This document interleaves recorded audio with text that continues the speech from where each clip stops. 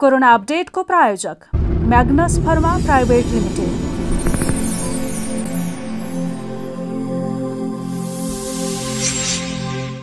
दर्शकबिन नमस्कार।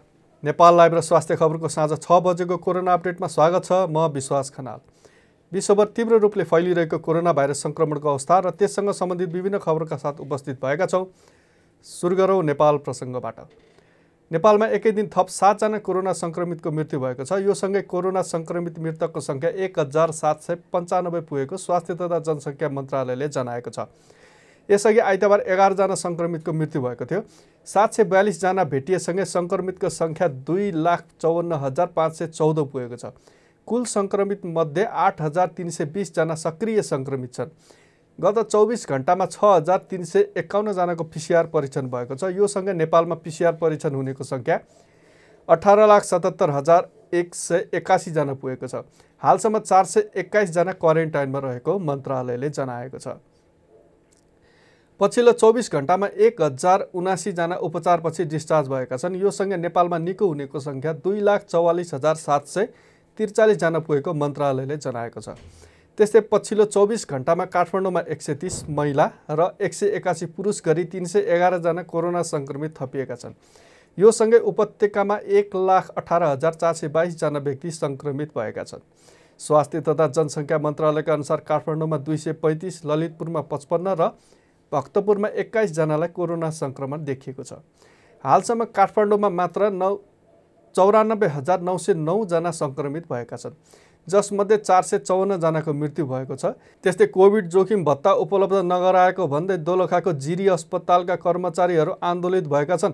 जिरी नगरपालिकाले कोरोना रोकथाम तथा उपचारमा खटिने स्वास्थ्य कर्मीलाई भन्दा पनि गैर र सीमित स्वास्थ्य कर्मीले मात्र कोभिड भत्ता पाएको भन्दै उनीहरू आन्दोलित भएका हुन्। विरोध स्वरूप उनीहरूले पहिलो चरण अन्तर्गत सोमबारदेखि हातमा कालो पट्टी बाँधेर सेवा दिएका छन्। सोमबार विज्ञप्ति जारी गर्दै उनीहरूले आगामी 3 दिनभित्रमा पनि माग पुरा नभए आन्दोलनको अन्य कार्यक्रमहरू घोषणा गर्न बाध्य हुने बताएका छन्।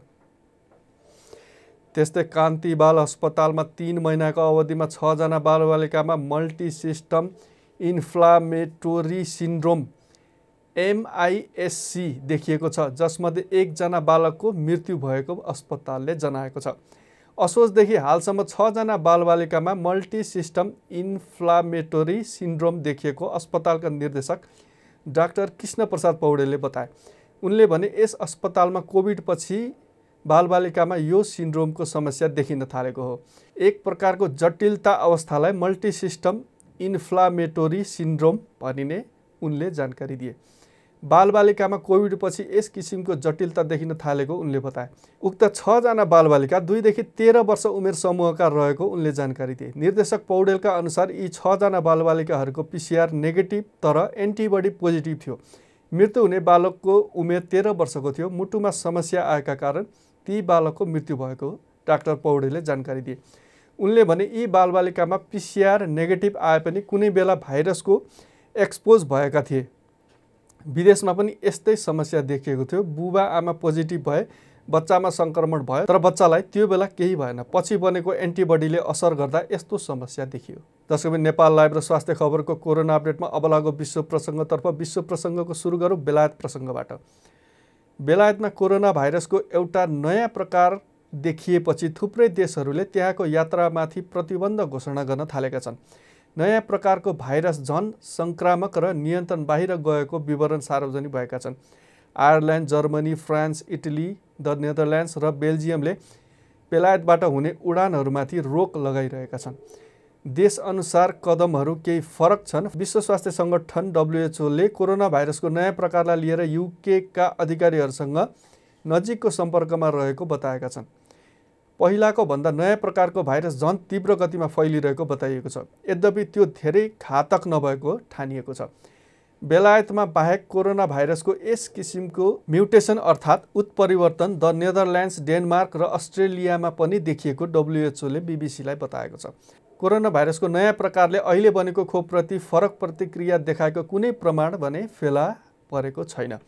तीव्र गतिमा देखिएको भाइरस फैलिने क्रमलाई रोक्ने प्रयासमा अहिले UK मा लन्डन स्थित दक्षिण पूर्वी इङ्ल्यान्डको ठूलो हिस्सामा कडा खालका प्रतिबन्धात्मक कदम चालिएका छन्।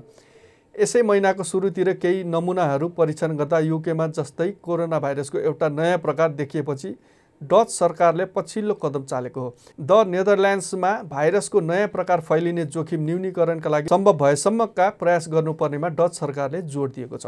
बेलायतबाट आउने मानिसहरूमा नयाँ प्रकारको भाइरस फैलिने जोखिमलाई थप सीमित पार्ने दिशामा युरोपेली सङ्घका सदस्य राष्ट्रहरूसँग मिलेर आउँदा दिनहरूमा उपायहरू पहिल्याउने पनि डच सरकारले बताएको छ। जसोबिन यस्तै विश्व प्रसङ्गमा अर्को युरोप प्रसङ्ग रहेको छ। युरोपेली युनियनको औषधि नियामक निकायले सोमबार फाइजर बायोएनटेकले उत्पादन गरेको खोप प्रयोग गर्ने वा नगर्ने बारेमा निर्णय गर्ने भएको छ।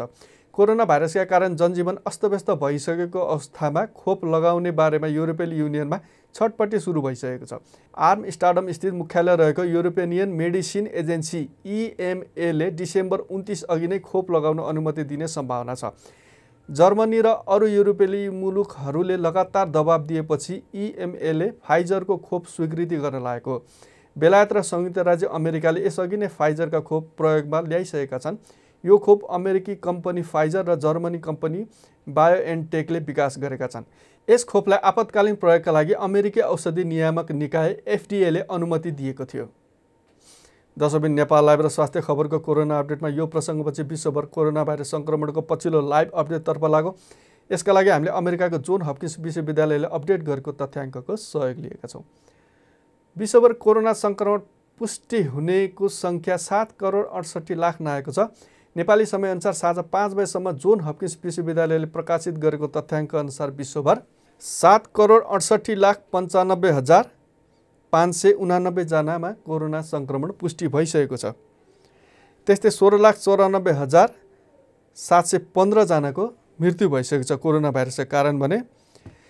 विश्वभर 4,33,58,949 जना कोरोना सङ्क्रमण मुक्त भई घर फर्किसकेका छन्। दशबिन अब लागो अमेरिकामा 1,78,47,630 जनामा कोरोना सङ्क्रमण पुष्टि भइसकेको छ। अमेरिकामा आजसम्म मृत्यु हुनेको सङ्ख्या 3,17,684 जना रहेको छ भने अमेरिकामा निको हुनेको सङ्ख्या जोन हपकिन्सको डाटाले उपलब्ध गराएको छैन।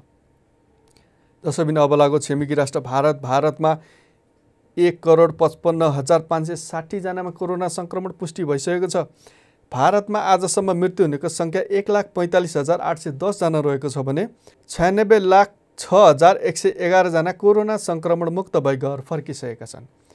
दशबिन अब लागो ब्राजिलमा 72,38,600 जनामा कोरोना सङ्क्रमण पुष्टि भइसकेको छ। ब्राजिलमा आजसम्म 1,86,764 जनाको मृत्यु भइसकेको छ भने 64,08,517 जना कोरोना सङ्क्रमण मुक्त भई घर फर्किसकेका छन्। अब लागौँ बेलायतमा 20,46,161 जनामा कोरोना सङ्क्रमण पुष्टि भइसकेको छ। बेलायतमा आजसम्म 67,503 जनाको मृत्यु भइसकेको छ भने निको हुनेको सङ्ख्या जोन हपकिन्सले उपलब्ध गराएको छैन। दशबिन अब लागो बङ्गलादेशमा 5,713 जनामा कोरोना सङ्क्रमण पुष्टि भइसकेको छ। बङ्गलादेशमा 7,312 जनाको मृत्यु भइसकेको छ भने बङ्गलादेशमा आजसम्म निको हुनेको सङ्ख्या 4,39,694 जना रहेको छ। त्यस्तै पाकिस्तानमा 4,58,968 जनामा कोरोना सङ्क्रमण पुष्टि भइसकेको छ। पाकिस्तानमा 9,392 जनाको मृत्यु भइसकेको छ भने 4,09,085 जना कोरोना सङ्क्रमण मुक्त भई घर फर्किसकेका छन्। अब लागो साउदी अरेबियामा 3,61,010 जनामा कोरोना सङ्क्रमण पुष्टि भइसकेको छ। साउदी अरेबियामा आजसम्म 6,122 जनाको मृत्यु भइसकेको छ भने 3,51,878 जना कोरोना सङ्क्रमण मुक्त भई घर फर्किसकेका छन्।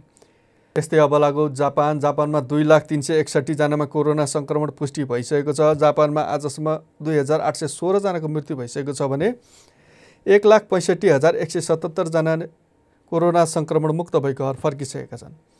त्यस्तै अब लागो युनाइटेड अरब इमिरेट्समा आजसम्म 1,93,575 जनामा कोरोना सङ्क्रमण पुष्टि भइसकेको छ। युनाइटेड अरब इमिरेट्समा आजसम्म 637 जनाको मृत्यु भइसकेको छ भने 1,68,995 जना कोरोना सङ्क्रमण मुक्त भई घर फर्किसकेका छन्। अब लागौँ कुवेतमा 1,47,979 जनामा कोरोना सङ्क्रमण पुष्टि भइसकेको छ। कुवेतमा 921 जनाको मृत्यु भइसकेको छ भने 1,43,926 जना कोरोना सङ्क्रमण मुक्त भई घर फर्किसकेका छन्। त्यस्तै कतारमा 1,42,001 जनामा कोरोना सङ्क्रमण पुष्टि भइसकेको छ। कतारमा आजसम्म 243 जनाको मृत्यु भइसकेको छ भने 1,39,724 जना कोरोना सङ्क्रमण मुक्त भई घर फर्किसकेका छन्। त्यस्तै अब लाग्यो ओमानमा 1,27,931 जनामा कोरोना सङ्क्रमण पुष्टि भइसकेको छ। ओमानमा 1,489 जनाको मृत्यु भइसकेको छ भने 1,19,745 जना कोरोना सङ्क्रमण मुक्त भई घर फर्किसकेका छन्। त्यस्तै अब लागौँ दक्षिण कोरियामा 50,591 जनामा कोरोना सङ्क्रमण पुष्टि भइसकेको छ। दक्षिण कोरियामा 698 जनाको मृत्यु भइसकेको छ भने 35,155 जना कोरोना सङ्क्रमण मुक्त भई घर फर्किसकेका छन्। त्यस्तै अब हामी अन्तिममा छौँ। अन्तिममा अस्ट्रेलियामा 28,198 जनामा कोरोना सङ्क्रमण पुष्टि भइसकेको छ। अस्ट्रेलियामा 908 जनाको मृत्यु भइसकेको छ भने 25,712 जना कोरोना सङ्क्रमण मुक्त भई घर फर्किसकेका छन्। दर्शक नेपाल लाइभ र स्वास्थ्य खबरको कोरोना अपडेटमा अब कोरोना भाइरस सङ्क्रमणको लक्षण, यसबाट बच्ने बचाउने उपायबारे जानकारी। लक्षणहरूमा 100.4 फरेनहाइट भन्दा माथि ज्वरो आउनु, श्वास प्रश्वासमा अत्यधिक समस्या देखिनु, खोकी लाग्नु, गन्ध र स्वाद थाहा पाउने क्षमतामा कमी आउनु र पखाला लाग्नु रहेको छ। यस्ता लक्षण देखिएमा तुरुन्त नजिकैको स्वास्थ्य संस्थामा जानुहोला। कोरोना भाइरसबाट जोगिन अपनाउनुपर्ने उपायहरूमा नियमित रूपमा साबुन पानीले हात धुने, खोक्दा र हातछुई गर्दा नाक र मुख छोप्ने, फ्लू जस्तो लक्षण देखिएमा चिकित्सकसँग परामर्श लिने, फ्लू जस्तो लक्षण देखाउने जो कोहीको सम्पर्कबाट टाढा रहने, मासु तथा अन्डा राम्रोसँग पकाएर मात्र खाने। आजलाई नेपाल लाइभ र स्वास्थ्य खबरको कोरोना अपडेट यति नै। तपाईँका केही सल्लाह सुझाव छन् भने नेपाल लाइभको फेसबुक पेज र युट्युब च्यानलमा कमेन्ट गर्न सक्नुहुन्छ। भोलि अर्को अपडेटका साथ उपस्थित हुने नै छौँ। नमस्कार।